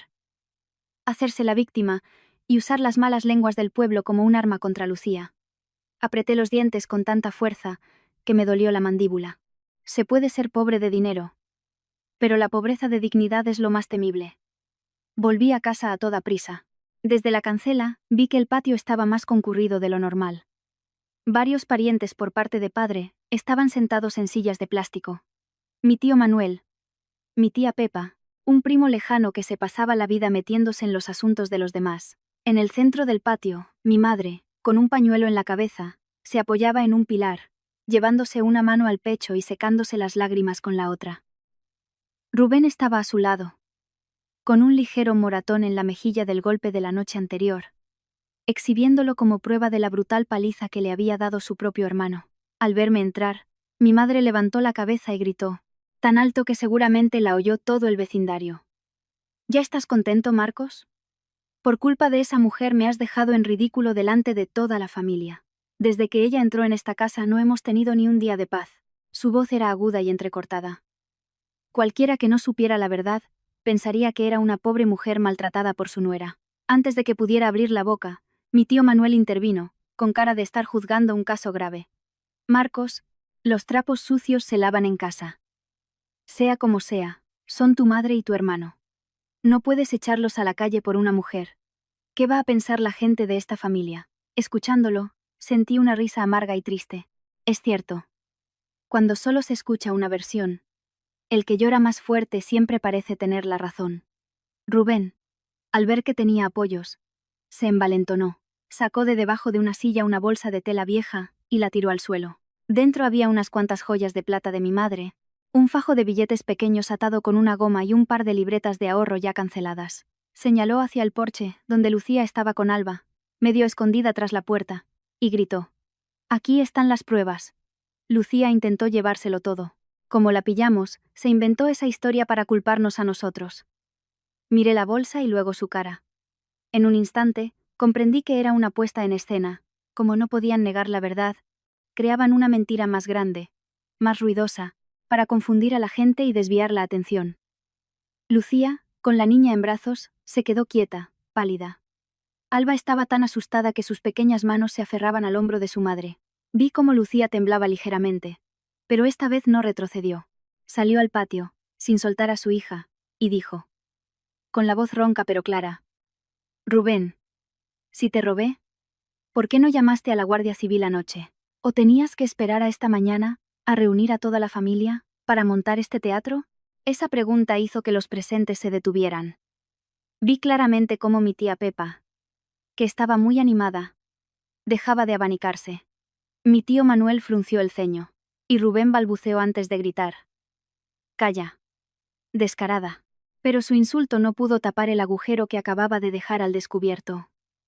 Lucía tenía razón. Si de verdad había habido un robo, ¿por qué esperar a montar un circo por la mañana? No les di tiempo a seguir con su farsa. Saqué mi teléfono. Activé la grabación de vídeo. Lo levanté frente a todos y dije: «Despacio y alto. Hoy. El que quiera hablar, que hable aquí, delante de esta cámara, para que luego pueda llevarlo todo directamente a la Guardia Civil, sin que nadie pueda cambiar su versión». Esa sola frase cambió el ambiente por completo. Los parientes que estaban tan exaltados se calmaron de inmediato. El primo lejano que estaba a punto de intervenir, al oír Guardia Civil, miró hacia otro lado. Rubén se quedó sin palabras. Y mi madre, que momentos antes gritaba como si fuera la mayor víctima del mundo, cambió de tono rápidamente. Dejó de gritar y empezó a llorar suavemente, suplicando: «Marcos, hijo, yo solo quiero paz en esta casa. No me lleves al cuartel. Soy vieja. No aguantaría la vergüenza». Esa frase me heló por dentro, porque entendí que lo que temía no era romper la relación con su hijo. Lo que temía eran las pruebas, la ley, que el asunto saliera del ámbito del patio, del mercado, de la familia. En ese momento, acepté una dolorosa verdad. Con ellos ya no podía hablar el lenguaje del afecto. Con gente que usa los lazos familiares como un escudo para justificar sus actos, solo las pruebas y la ley podían proteger a Lucía y a Alba de ser devoradas de nuevo. Pensé que después del llanto, las acusaciones falsas y la presión familiar, ya había visto lo peor de mi madre y Rubén. Pero no. Lo que había visto era solo el ruido superficial. El arma que realmente podía destruir a Lucía y a Alba, y que podía convertirme a mí de víctima en cómplice legal, todavía estaba escondida en algún lugar de esa casa, esperando a estallar. Mientras los parientes seguían en el patio, sin saber qué hacer, Lucía me tiró suavemente de la mano. Estaba helada. No dijo nada. Solo me miró rápidamente y entró en la habitación. La seguí. Apenas cerré la puerta, se agachó en un rincón del armario. Apartó unas mantas viejas y sacó un sobre marrón arrugado. La forma en que lo sostenía me encogió el corazón. No parecía sujetar unos simples papeles, sino un carbón ardiendo. Me entregó el sobre, con la voz entrecortada. «Quería dártelo anoche, pero había demasiada gente. Tenía miedo de que lo vieran y me lo quitaran». Abrí el sobre lentamente. Dentro había una fotocopia de varios documentos. Apenas leí las primeras líneas, el corazón se me disparó. Mi nombre aparecía claramente en el encabezado, en la sección de la balista que acepta la ejecución de los bienes en caso de impago del prestatario. Creí que estaba viendo visiones. Acerqué el papel a mis ojos, leyendo cada línea. Cada palabra hacía que se me helara la nuca. No eran simples pagarés verbales ni recibos improvisados. Era un contrato de préstamo con garantía hipotecaria. Figuraba el nombre de mi madre, el del prestamista y la descripción de la propiedad hipotecada. Esta casa. Miré esa firma hasta que se me nubló la vista. Era un garabato que intentaba imitar mi letra, la que usaba en mi pasaporte y en mi contrato de trabajo. Alguien que no me conociera podría darla por buena. Pero yo sabía que no era mi firma. Era una imitación torpe, pero lo suficientemente buena como para engañar. Levanté la vista hacia Lucía. Se mordía el labio, con los ojos enrojecidos. «Hace unos días, vi a tu madre esconder esto en el saco del arroz. Sospeché. Lo saqué a escondidas, le hice fotos y lo volví a guardar en su sitio. Tenía miedo de que se diera cuenta si cogía el original.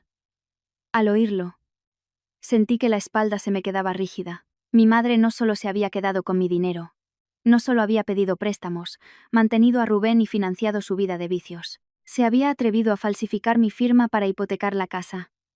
En ese momento, ya no sentía rabia. Sentía un frío que me llegaba hasta los huesos, porque entendí que esto ya no era un drama familiar que se pudiera resolver en casa. Esto era un delito de falsedad documental. Podíamos perder la casa de verdad. Salí al patio con los papeles en la mano. Nadie esperaba que volviera tan rápido. Los parientes seguían allí. Mi madre todavía se secaba lágrimas falsas y Rubén estaba de brazos cruzados, con cara de ofendido. Sin decir una palabra, arrojé los papeles sobre la mesa. El viento los desparramó. Señalé el contrato y pregunté, con voz baja pero firme, ¿quién ha firmado en mi nombre? El patio se quedó en silencio. Mi madre, al ver los papeles, dio un respingo, su rostro perdiendo el último rastro de color. La reacción de Rubén fue aún más clara. Abrió los ojos como platos e inmediatamente desvió la mirada. Ese gesto lo decía todo. Aún así, quería oírlo de su boca. Cogí uno de los papeles y se lo puse delante de la cara a mi madre. Mira esto. ¿Qué es? ¿Quién firmó por mí? Mi madre balbuceó, con los labios temblando. Yo. No lo sé. Serían los del préstamo. No la dejé terminar. Golpeé la mesa con los papeles, haciendo que los vasos de agua temblaran. Por primera vez en mi vida, le hablé a mi madre con una frialdad que hasta a mí me resultó extraña. ¿No te bastaba con robarme el dinero? ¿Ahora también falsificas mi firma para vender la casa de tu nieta? ¿Todavía te consideras una persona? Los parientes se miraron entre sí. Ya nadie se atrevía a darme lecciones de moral. Mi tío Manuel se inclinó y cogió uno de los papeles. Al leer las primeras líneas exclamó, esto ya no es una pelea familiar. Esto es falsificación de documentos. Esa sola frase derrumbó a mi madre. Rubén todavía intentó negarlo. Se abalanzó para quitarme los papeles. Pero lo esquivé. Señalé la fecha del contrato y gruñí. El día que se firmó esto, yo estaba en el turno de noche en Alemania. Tengo el registro de fichajes. ¿Qué más vas a negar? Rubén se quedó sin palabras, su rostro amoratado. Acorralado. Explotó. Gritó. No exageres. En el peor de los casos, se vende la casa y se compra otra. No es para tanto. Apenas terminó la frase, un murmullo recorrió el patio. Él mismo acababa de confesarlo todo. Ya no era una sospecha, ni una calumnia de Lucía. Habían planeado vender la casa, mudarnos a otro sitio como si fuéramos un mueble viejo. Vi cómo Lucía, detrás de mí, apretaba el hombro de Alba. La niña miraba a su madre, pálida de miedo. Esa imagen me dolió como una puñalada. Me había matado a trabajar en Alemania pensando que esta casa era el refugio de mi familia. Y resulta que, para mi madre y mi hermano, solo era un activo que podían vender para salvar a Rubén y sus deudas. En ese momento, supe que habíamos cruzado la última frontera. Tenía en mis manos la prueba de una falsificación. Y los culpables habían confesado delante de toda la familia. La historia ya no era sobre una suegra y una nuera que no se llevaban bien. Se había convertido en un asunto de la Guardia Civil, de leyes y de un riesgo real de perderlo todo. Sostenía la fotocopia con la firma falsificada en medio del patio, mirando a mi madre, a Rubén y a los parientes que se habían quedado mudos. Nunca en mi vida me había sentido tan frío. Ya no era la ira explosiva de antes, sino una frialdad lúcida y decidida.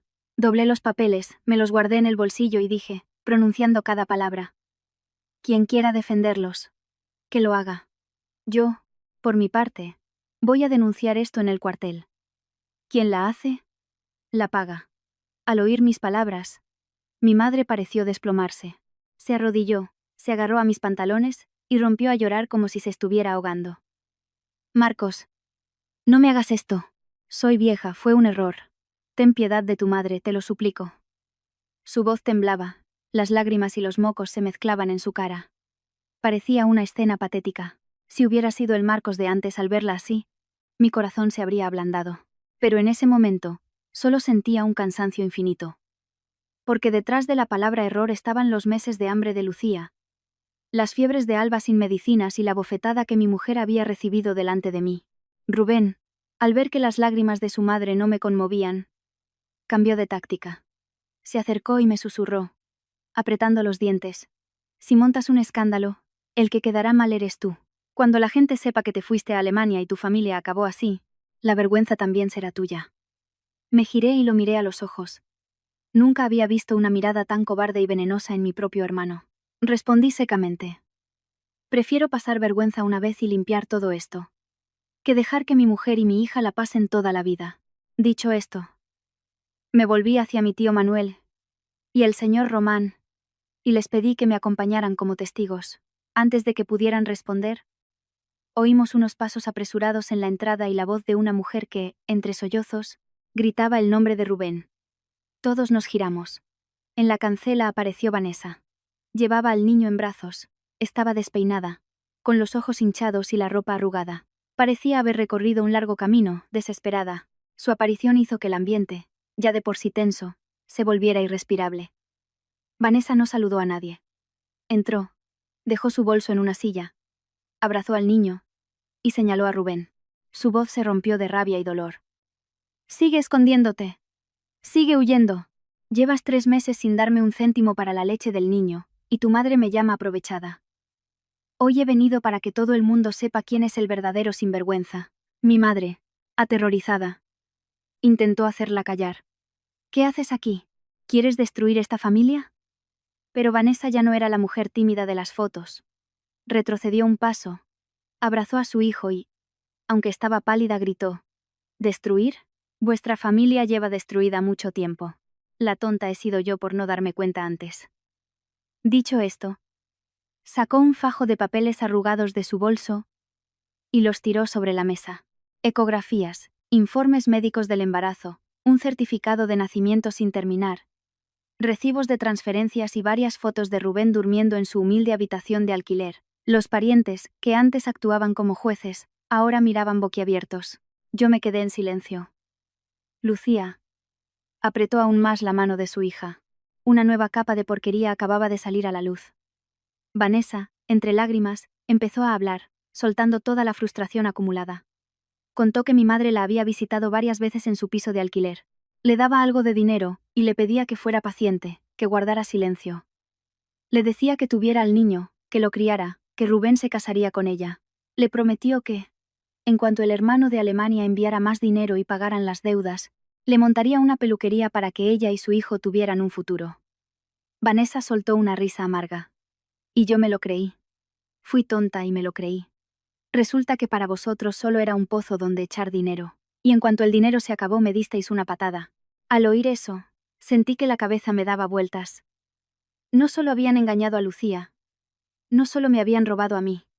También habían utilizado a Vanessa como una pieza en su juego. Usaron mi dinero para tapar el error de Rubén y, al mismo tiempo, lo usaron como cebo para mantener a Vanessa callada con falsas promesas, obligándola a criar a su hijo en la sombra, para que ellos pudieran mantener su fachada de familia decente. Entonces, Vanessa dijo algo que dejó a todo el patio en silencio. Se giró hacia mi madre, con los ojos inyectados en sangre, y siseó. ¿Recuerda lo que me dijo? Me dijo que su hijo, el de Alemania, era muy tonto, que con unas cuantas lágrimas, soltaba el dinero. Me dijo que aguantara un poco más, hasta que Marcos enviara un par de pagas más. Y yo, al oírlo, sentí asco. Pero me lo tragué. Esa frase me dejó clavado en el suelo. La humillación se acumuló en mi pecho. Ya no me dolía el dinero. Me dolía saber que, para mi propia madre y mi hermano, yo solo era un tonto en el extranjero, trabajando para que ellos pudieran saquearme. Los parientes que antes me aconsejaban paciencia, ahora miraban a Rubén con asco. Mi tío Manuel suspiró, avergonzado. Una prima lejana murmuró, pero todos la oyeron: «La pobreza tiene remedio, pero la mala sangre, no». La frase, aunque dicha en voz baja, fue más hiriente que una bofetada. Rubén intentó responder, pero no le salían las palabras. Mi madre apenas se sostenía en pie. Y yo, por primera vez desde que había vuelto, sentí que la balanza se había inclinado. Lucía y yo ya no éramos los malos de la película. Delante del prestamista, de la familia y del hijo que Rubén no se atrevía a reconocer, eran mi madre y él quienes habían quedado al desnudo. Apreté los papeles en mi bolsillo. sintiendo el peso de mi propia respiración. Ya no había nada más que discutir. Ahora no solo tenía el testimonio de Lucía, sino también el de Vanessa, el del prestamista y los documentos falsificados. Todos apuntaban en la misma dirección. Sabía que, a partir de ese momento, nadie podía seguir fingiendo que esto era un simple malentendido familiar. Era un tumor que había reventado, y el hedor llegaba a toda la calle. No me quedaba ninguna duda. Lo que tenía delante no era una simple discusión familiar, sino una montaña de pruebas. La grabación de Lucía, las deudas del señor Román, el contrato con mi firma falsificada, el testimonio desgarrador de Vanessa, y los rostros pálidos de mi madre y Rubén. Si me ablandaba ahora, los siguientes en ser acorralados volverían a ser Lucía y Alba. Respiré hondo y dije, delante de toda la familia: tío Manuel, acompáñeme. Señor Román, usted también. Hoy mismo presento una denuncia en el cuartel. El patio se quedó en silencio. Mi madre me miró con los ojos desorbitados, como si no pudiera creer que me atreviera. Rubén retrocedió un paso, con los labios temblando, pero ya no había escapatoria. Esa misma tarde fuimos al cuartel de la Guardia Civil. El sol caía a plomo y el camino polvoriento. Pero yo no sentía nada. En mi cabeza solo había una idea. Tenía que acabar con esto. Cortar de raíz este círculo vicioso antes de que mi madre y Rubén volvieran a usar las lágrimas, la familia o las malas lenguas para atacar a Lucía de nuevo. Todo sucedió más rápido de lo que pensaba. El delito de falsificación de mi firma en un documento de hipoteca era suficiente para que las autoridades no lo consideraran un asunto doméstico. Inmediatamente, se abrió una investigación. Fue entonces cuando vi la enorme diferencia que hay entre un patio lleno de gritos y una oficina con un agente tomando declaración, donde cada palabra queda registrada y tiene consecuencias. Al principio Rubén intentó hacerse el duro. Se reclinó en la silla, moviendo la pierna nerviosamente, y dijo que todo era un malentendido, que su madre le había pedido a alguien que firmara, que su bar solo había tenido pérdidas pero que no había juego de por medio. Pero cuanto más le preguntaban, más se contradecía. Le preguntaron de dónde sacó el dinero para el bar. Dijo que de un amigo. ¿Nombre y teléfono del amigo? No sabía. Le preguntaron por las transferencias a Vanessa. Al principio dijo que era para ayudar a una conocida, pero acabó admitiendo lo del niño. Le preguntaron por las deudas de juego que el señor Román había mencionado, y su rostro se puso lívido. Yo estaba sentado frente a él, y vi cómo su arrogancia habitual se desmoronaba. ¿El hermano que me había dicho ayudar un poco más no va a matarte?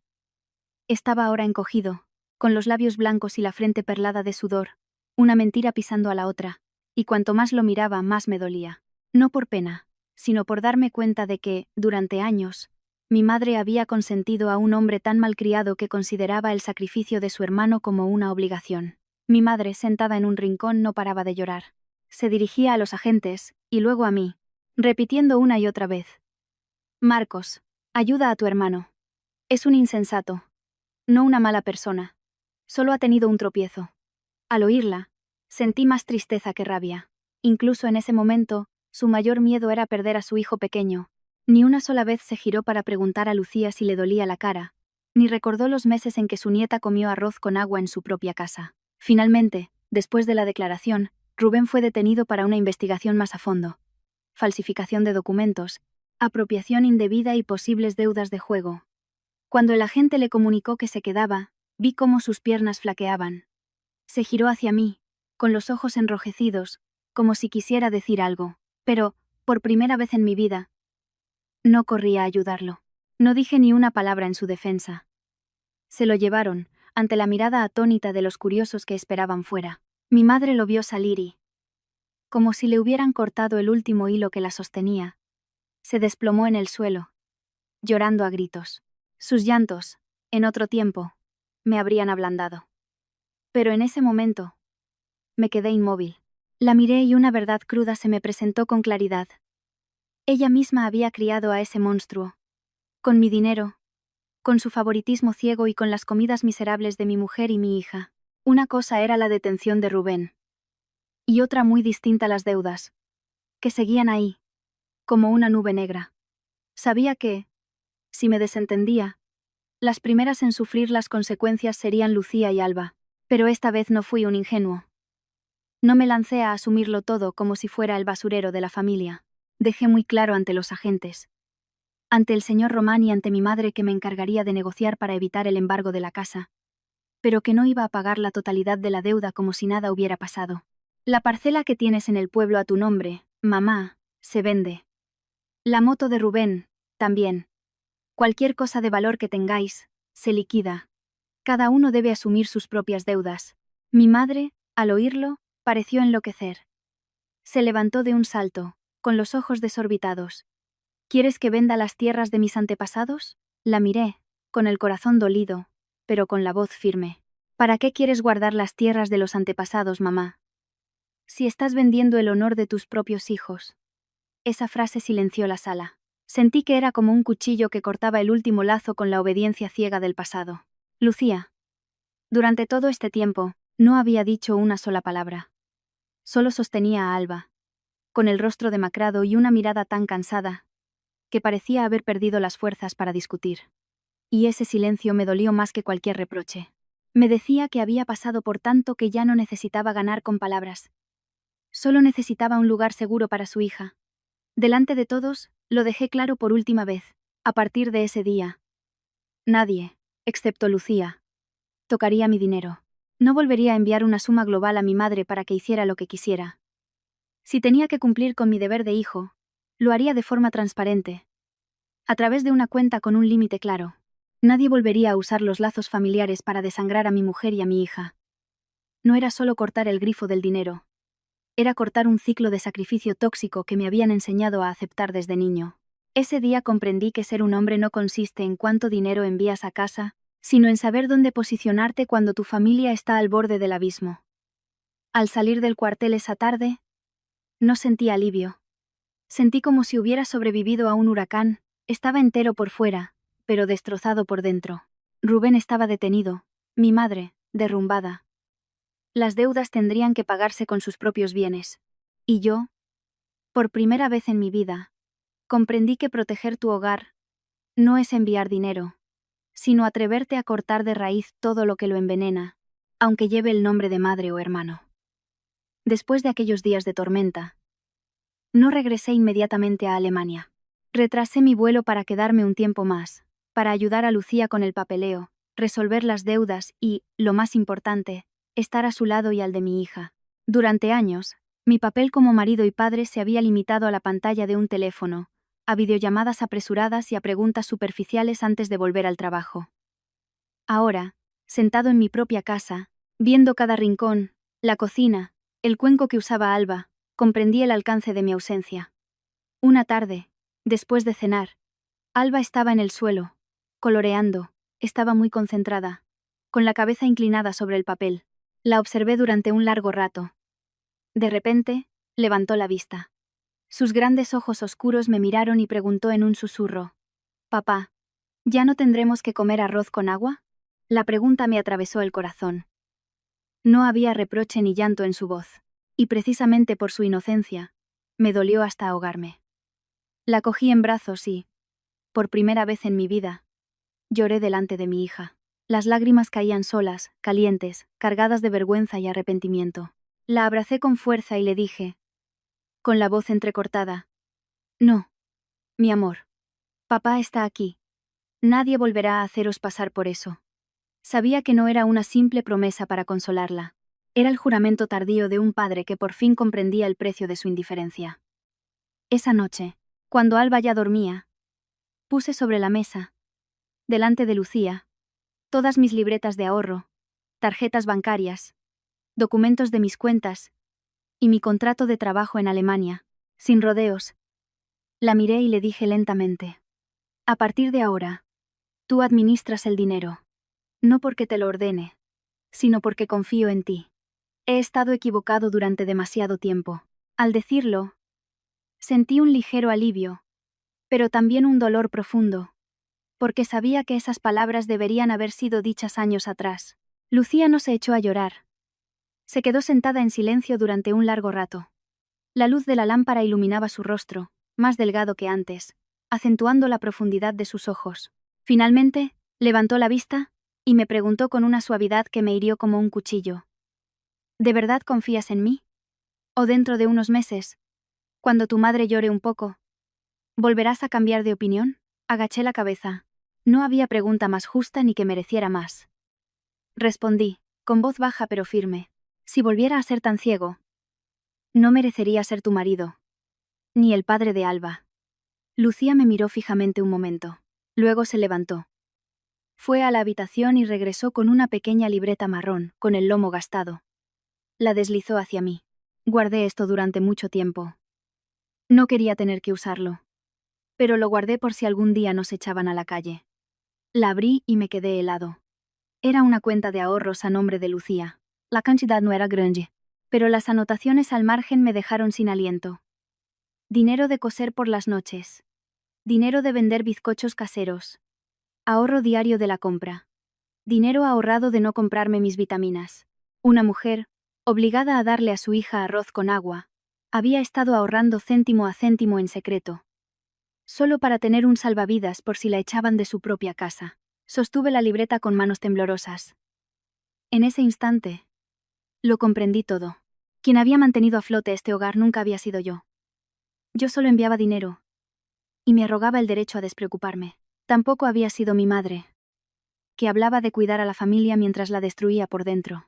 La única persona que había resistido en medio de la tormenta, tapando agujeros y tragándose las lágrimas para que el techo no se nos cayera encima, había sido Lucía. Unos días después, nos llevé a comer fuera, no a un restaurante de lujo, sino a un pequeño y limpio local junto al río. En una mesa de madera, con la brisa suave y el atardecer cayendo lentamente, Alba comió tortilla de patatas, sonriendo con cada bocado. Lucía pidió un plato de sopa caliente y comió despacio, como alguien que no ha podido sentarse a comer en paz en mucho tiempo. Yo, sentado frente a ellas, las miraba con un nudo en la garganta. Hay cosas tan cotidianas que solo las valoras cuando estás a punto de perderlas. Una comida decente. La risa de tu hija. La mirada tranquila de tu mujer. Todo eso valía más que cualquier cifra de la que yo me había sentido tan orgulloso. Antes de volver a Alemania para terminar los últimos meses de mi contrato, hice dos cosas. Primero, transferí todo mi sueldo y ahorros a una cuenta conjunta, a nombre de los dos, para que Lucía tuviera el control directo. Segundo, formalicé legalmente la separación de bienes de nuestra pequeña familia, para que nadie, en nombre del parentesco, pudiera volver a meter la mano. No quería que Lucía y mi hija volvieran a vivir dependiendo de una frágil confianza. Quería que todo fuera claro, transparente, como una forma de enmendar mi error de raíz. También fui a ver a mi madre una última vez. Había envejecido visiblemente. En pocos días, su espalda se había encorvado y su voz ya no tenía la autoridad de antes. Me miró como si quisiera decir muchas cosas, pero no supiera por dónde empezar. Yo, después de todo lo ocurrido, tampoco tenía mucho que decir. Me planté frente a ella y le dije con calma: sigo siendo tu hijo, pero a partir de ahora, no permitiré que decidas sobre la vida de mi mujer y de mi hija.